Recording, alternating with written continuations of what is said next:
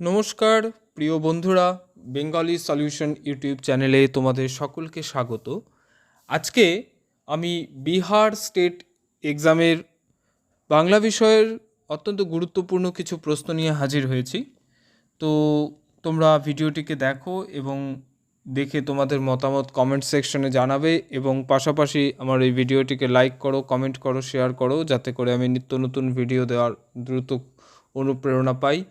তো আজকে বিহার স্টেট এক্সামের অত্যন্ত গুরুত্বপূর্ণ একটি নাটক দ্বিজেন্দ্রলাল রায়ের চন্দ্রগুপ্ত। এই নাটকের কিছু প্রশ্ন শুরুতেই থাকছে, তারপরে থাকছে মন্মথ রায়ের রাজপুরী নাটকের প্রশ্ন এবং তারপরে থাকছে ছন্দ সংক্রান্ত কিছু গুরুত্বপূর্ণ তথ্য ভিত্তিক প্রশ্ন। তো ততক্ষণ তোমরা আমার ভিডিওটির সঙ্গে থাকো, ভিডিওটি দেখো। আমি শুরু করছি দ্বিজেন্দ্রলাল রায়ের চন্দ্রগুপ্ত থেকে প্রশ্নভিত্তিক আলোচনা। আলেকজান্ডারের মৃত্যুর পরে তার স্থানে অভিষিক্ত হয়েছিল। দেখো, আলেকজান্ডারের আমরা জানি যে গ্রিসের ম্যাসিডনের শাসক। তো এই আলেকজান্ডার কিন্তু হচ্ছে এই নাটকের মধ্যে আবার সেকেন্দার নাম রয়েছে, ঠিক আছে? তো এই বিষয়টা তোমরা কখনো গোলাবে না। আলেকজান্ডারের মৃত্যুর পরে তার স্থানে অভিষিক্ত হয়েছিল কে? তার স্থানে অভিষিক্ত হয়েছিল, তোমরা উত্তর করার চেষ্টা করো, যে সেলুকাস। ঠিক আছে, এই সেলুকাস হচ্ছে কি আলেকজান্ডারের একজন বিশ্বস্ত সেনাপতি। তো তার মৃত্যুর পরে তার স্থানে অভিষিক্ত হয়েছিল সেলুকাস। হেলেনের পিতা হলেন, হেলেনের পিতাকে, হেলেনের পিতা হচ্ছে সেলুকাস। ঠিক আছে, হেলেনের পিতা হচ্ছেন সেলুকাস। এবার হেলেন যাকে বিবাহ করতে অস্বীকার করেছে, নাটকের মধ্যেই হচ্ছে কি যে স্বাভাবিকভাবেই যে একটা চূড়ান্ত নাটকের মধ্যে সম্পূর্ণ নাট্যদ্বন্দ্ব বলা না গেলেও যে সম্পূর্ণভাবে সম্পর্কের মধ্যে একটা হচ্ছে কি বিষদৃশ্য ঘটনা ঘটে গেছে। তো সেই ক্ষেত্রে যে রাজ শর্ত লঙ্ঘন করা, এই ক্ষেত্রে হেলেন যাকে বিবাহ করতে অস্বীকার করেছে, হেলেন বিবাহ করতে অস্বীকার করেছে কাকে? হেলেন বিবাহ করতে অস্বীকার করেছে অ্যান্টিগোনাসকে। ঠিক আছে, হেলেন বিবাহ করতে অস্বীকার করেছিল কাকে?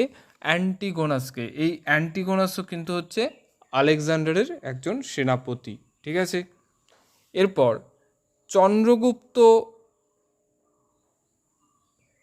নাটকের সূচনাগত সময় কি? অর্থাৎ কি নাটকটা কোন সময়ে শুরু হয়েছে?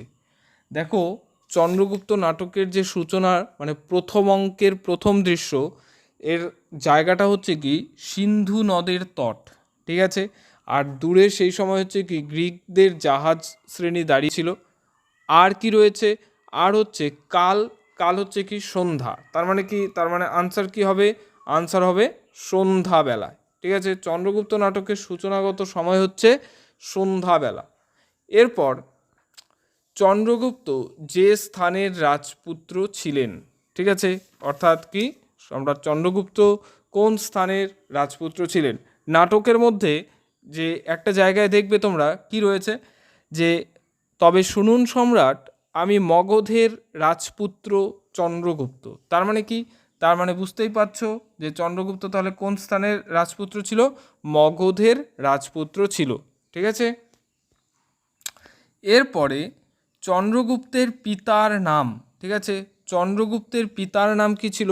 সে নিজের পরিচয় দিতে গিয়ে কি বলেছে? আমার পিতা নাম মহাপদ্ম। ঠিক আছে, মহাপদ্ম।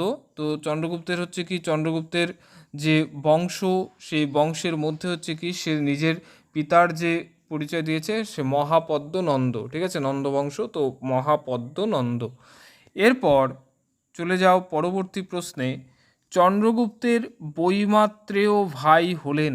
ঠিক আছে, চন্দ্রগুপ্তের বৈমাত্রেয় ভাই অর্থাৎ বিমাতার সন্তান কে? চন্দ্রগুপ্তের বৈমাত্রেয় ভাই, চন্দ্রগুপ্ত নিজের পরিচয় দিতে গিয়ে বলেছে আমার বৈমাত্রেয় ভাই নন্দ সিংহাসন অধিকার করে আমায় নির্বাসিত করেছে।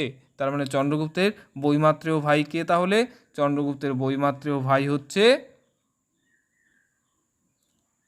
নন্দ। চন্দ্রগুপ্তের বৈমাত্রেয় ভাই হচ্ছে নন্দ। এরপর এখানে একটা প্রশ্ন রয়েছে, শ্রাদ্ধ কত প্রকার?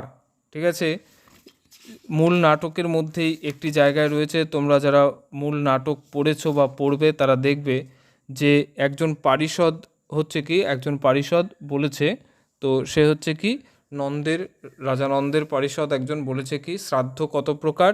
শ্রাদ্ধ হলো মোট কত প্রকার, তোমরা উত্তর দেওয়ার চেষ্টা করো। তো শ্রাদ্ধ কত প্রকার? শ্রাদ্ধ হলো মোট 3 প্রকার। ঠিক আছে, শ্রাদ্ধ হলো 3 প্রকার। আমি তোমাদের সুবিধার্থে একটা রেফারেন্স নিচে দিয়ে দিয়েছি, দেখো। বাপের শ্রাদ্ধের নাম হচ্ছে শ্রাদ্ধ, মেয়ের শ্রাদ্ধের নাম হচ্ছে বিয়ে, আর টাকার শ্রাদ্ধের নাম হচ্ছে মোকদ্দমা। ঠিক আছে, তো এবার যে সেলুকাস যার হাতে বন্দী হয়েছিলেন, ঠিক আছে, সেলুকাস কার হাতে বন্দী হয়েছিলেন? তোমরা আনসার দেওয়ার চেষ্টা করো। সেলুকাস কার হাতে বন্দী হয়েছিলেন? সেলুকাস বন্দী হয়েছিলেন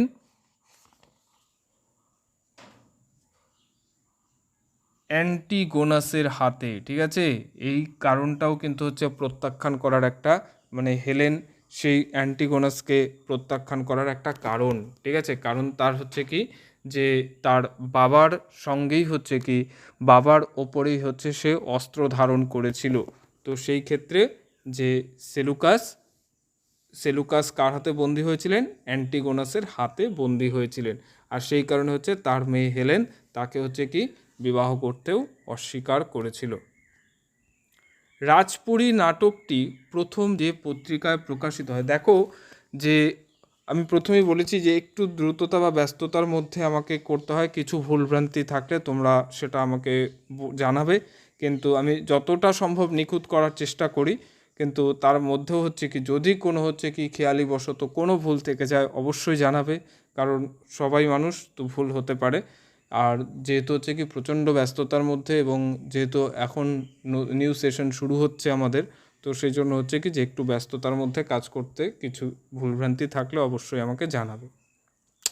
রাজপুরী নাটকটি প্রথম যে পত্রিকায় প্রকাশিত হয়, ঠিক আছে, এই রাজপুরী নাটকটি কার লেখা? রাজপুরী নাটকটির রচয়িতা হলেন মন্মথ রায়। ঠিক আছে, তো মন্মথ রায় জন্মগ্রহণ করেছিলেন 1899 সালে। সাল সাধারণত হচ্ছে কি লেখকদের জন্মমৃত্যুর সালটা মনে রাখা খুবই জরুরি, তার কারণ হচ্ছে, আর অনেক ক্ষেত্রে জানবে যে অনেক লেখকের হচ্ছে কি জন্মমৃত্যুর সালটাও হচ্ছে সেম থাকে কিন্তু, তো তাই আমার এখানে কথা হচ্ছে কি যে মন্মথ রায়ের জন্মসালটা কিন্তু কবি জীবনানন্দ দাশ বা কাজী নজরুল ইসলামের জন্মসালের সঙ্গে অনেকটাই মানে একই কিন্তু, হ্যাঁ, যে 1899 সাল, এটা তোমরা মনে রাখবে। এরপর রাজপুরী নাটকটি যে পত্রিকায় প্রকাশিত হয়েছিল, রাজপুরী নাটকটি কোন পত্রিকায় প্রকাশিত হয়? ভারতবর্ষ পত্রিকায় রাজপুরী নাটকটি প্রকাশিত হয়েছিল। তাহলে কোন পত্রিকায়? ভারতবর্ষ পত্রিকায় রাজপুরী নাটকটি প্রকাশিত হয়েছিল। ঠিক আছে, এরপর চলে যাও। রাজপুরী নাটকে কোশল রাজের নাম কি ছিল? রাজপুরী নাটকে কোশল রাজের নাম কি ছিল? রাজপুরী নাটকে কোশল রাজের নাম ছিল প্রসেনজিৎ। ঠিক আছে, রাজপুরী নাটকে কোশল রাজের নাম ছিল প্রসেনজিৎ। একটু আগেই আমি বললাম যে মন্মথ রায় জন্মগ্রহণ করেছিলেন কত সালে? মন্মথ রায় জন্মগ্রহণ করেছিলেন 1899 সালে। এরপর চলে যাও পরবর্তী প্রশ্নে। রাজপুরী নাটকের ঘটনা যে ধর্মের সঙ্গে সম্পৃক্ত, অর্থাৎ রাজপুরী নাটকের মধ্যে কোন ধর্মের ঘটনা যুক্ত রয়েছে? রাজপুরী নাটকের মধ্যে বৌদ্ধ ধর্মের ঘটনার কথা রয়েছে, এবং হচ্ছে কি নেপালের কপিলাবস্তু, এই বিভিন্ন স্থানের নাম এবং বৌদ্ধ ধর্মে প্রভাবিত স্থানের নাম কিন্তু এখানে রয়েছে। এরপরে চলে যাও রাজপুরী নাটকের রানীর নাম। ঠিক আছে, রাজপুরী নাটকের রানীর নামটি হচ্ছে কি বেশ হচ্ছে কি যে ব্যতিক্রমী একটি নাম। কৌশল্যা হবে না, রামপ্রিয়াও হবে না, ইন্দ্রাণীও হবে না, বাসব ক্ষত্রিয়া। ঠিক আছে, রাজপুরী নাটকের রানীর নাম কি? বাসব ক্ষত্রিয়া। রাজপুরী নাটকের রানীর নাম হচ্ছে বাসব ক্ষত্রিয়া। এরপর রাজপুরী যে রীতির নাটক, সাধারণত হচ্ছে কি মন্মথ রায় নামটি হচ্ছে কি কোন ধারার সঙ্গে জড়িত? মন্মথরায় কিন্তু সম্পূর্ণভাবে মনে রাখবে যে একাঙ্ক নাটকের সঙ্গে জড়িত, ঠিক আছে। মন্মথরায় হচ্ছে একাঙ্ক নাটকের সঙ্গে জড়িত, তাই হচ্ছে কি রাজপুরী আসলে হচ্ছে কি আসলে একটি একাঙ্ক নাটক, ঠিক আছে। রাজপুরী একটি একাঙ্ক নাটক। এরপর রাজপুরী নাটকে রাজা প্রসেনজিতের কনিষ্ঠ পুত্রের নাম কি ছিল? রাজা প্রসেনজিতের কনিষ্ঠ পুত্র হচ্ছে কি কনিষ্ঠ পুত্রের 3য় বছরের জন্মতিথি, ঠিক আছে। আর সেই উপলক্ষে হচ্ছে কি বসন্ত উৎসবের আয়োজন হয়েছিল, এটা মনে রাখবে। তো সেই ক্ষেত্রে রাজপুরী নাটকে রাজা প্রসেনজিতের কনিষ্ঠ পুত্রের নাম কি?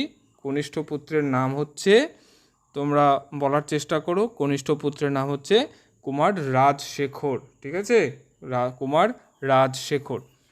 রাজা প্রসেনজিৎ যে বংশের কন্যা বিবাহ করেছিলেন?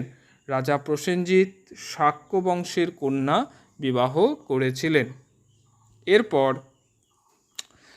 রাজপুরী নাটকে শাক্য রাজার সভাকবি ছিলেন। শাক্য রাজার সভাকবি কে ছিলেন? যে রাজপুরী নাটকে কুমারের জন্মতিথি উপলক্ষে রানী কপিলাবস্তু থেকে তার পিতা শাক্য রাজার সভাকবি, যার নাম হচ্ছে কি কবি শেখরকে নিমন্ত্রণ করে এনেছিলেন, ঠিক আছে। এটা তোমরা মনে রাখবে। তো কবি শেখরকে নিমন্ত্রণ করে এনেছিলেন।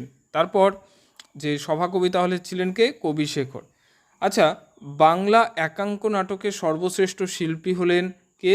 অত্যন্ত সহজ প্রশ্ন হয়ে গেল একটা, মন্মথরায়, ঠিক আছে। সাধারণত এই জাতীয় প্রশ্ন হচ্ছে কিন্তু থাকে। তো এরপর রাজপুরী নাটকে যে বাদ্যযন্ত্রের কথা রয়েছে, রাজপুরী নাটকে একটি বিখ্যাত বাদ্যযন্ত্রের কথা রয়েছে, যে বাদ্যযন্ত্রের কথা তোমরা যারা হচ্ছে কি বাংলা মাধ্যমের হচ্ছে অসুখী একজন কবিতাটি যারা পড়েছো, সেই অসুখী একজন কবিতার মধ্যেও কিন্তু এই বাদ্যযন্ত্রটির নাম রয়েছে। তো সুতরাং একটু মনে করে আনসার দেবে যে মল্লিকা হচ্ছে কি এই যে বাসব ক্ষত্রিয়ার যে সহচরী সখী যে ছিল, যার নাম হচ্ছে মল্লিকা, সে মল্লিকা হচ্ছে কি জল তরঙ্গ এনে সে কি করেছিল? কুমারকে ঘুম পাড়িয়েছিল, ঠিক আছে। তো এবার যে জল তরঙ্গ, এই জল তরঙ্গ হচ্ছে কি? জল তরঙ্গ হচ্ছে সেই বাদ্যযন্ত্র, ঠিক আছে। এরপর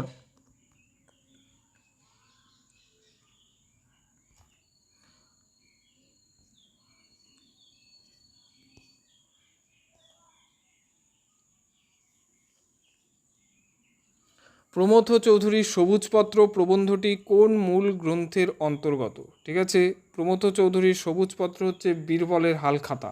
এই বীরবলের হালখাতা থেকে প্রমথ চৌধুরীর সবুজপত্র প্রবন্ধটি নেওয়া হয়েছিল। তারপর বাংলা ছন্দের মূল সূত্র, ঠিক আছে, বাংলা ছন্দের মূল সূত্র, এই বইটি কার লেখা? বলো, বাংলা ছন্দের মূল সূত্র। রবীন্দ্রনাথ ঠাকুর, অমূল্যধন মুখোপাধ্যায়, তারাপদ ভট্টাচার্য, প্রবোধচন্দ্র সেন। ওটা প্রবোধ হবে, হবে, হ্যাঁ, প্রবোধচন্দ্র সেন। বাংলা ছন্দের মূল সূত্র হচ্ছে অমূল্যধন মুখোপাধ্যায়। বাংলা ছন্দের মূল সূত্র 1932 সালে এই বইটি প্রকাশিত হয়, বাংলা ছন্দের মূল সূত্র। এরপর ছন্দগুরু রবীন্দ্রনাথ এই গ্রন্থটির রচয়িতা কে? ছন্দগুরু রবীন্দ্রনাথ এই গ্রন্থটির রচয়িতা কে? তোমরা বলার চেষ্টা করো, ছন্দগুরু রবীন্দ্রনাথ এই গ্রন্থটির রচয়িতাকে। যিনি লেখক তার হচ্ছে কি তার ছন্দ সংক্রান্ত অনেক বই রয়েছে, ঠিক আছে। তো ছন্দগুরু রবীন্দ্রনাথ এই গ্রন্থটির রচয়িতা হলেন, ছন্দগুরু রবীন্দ্রনাথ এই গ্রন্থটির রচয়িতা হলেন প্রবোধচন্দ্র সেন। প্রবোধচন্দ্র সেন ছন্দগুরু রবীন্দ্রনাথ। এই বইটি লেখা হয়েছিল 1945 সালে, হ্যাঁ, এই বইটি লেখা হয় 1945 সালে। এবং প্রথমটি যেটা অমূল্যধন মুখোপাধ্যায় বাংলা ছন্দের মূল সূত্র, সেটা হচ্ছে 1932 সালে, ঠিক আছে। এটা হচ্ছে 1900,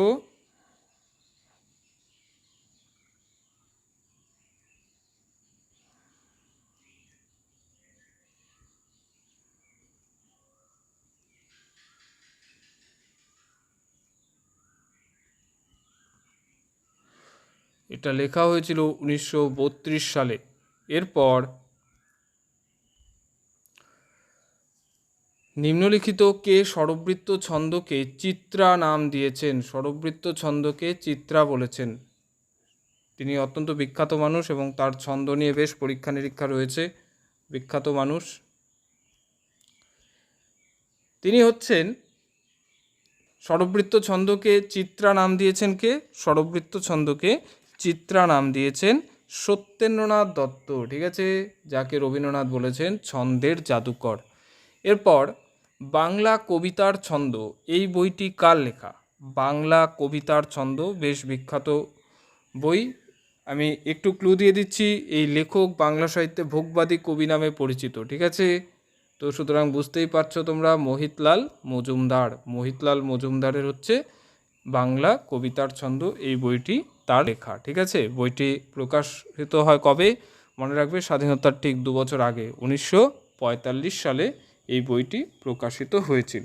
তো আজকে এই 25টি প্রশ্ন আমি তোমাদের কাছে আলোচনা করলাম। খুব দ্রুতই আবার পরবর্তী ভিডিও নিয়ে আসবো। ততক্ষণ তোমরা সঙ্গে থাকো এবং ভিডিওটি শেয়ার করো এবং সাবস্ক্রাইব করো আমার চ্যানেলটি। ধন্যবাদ।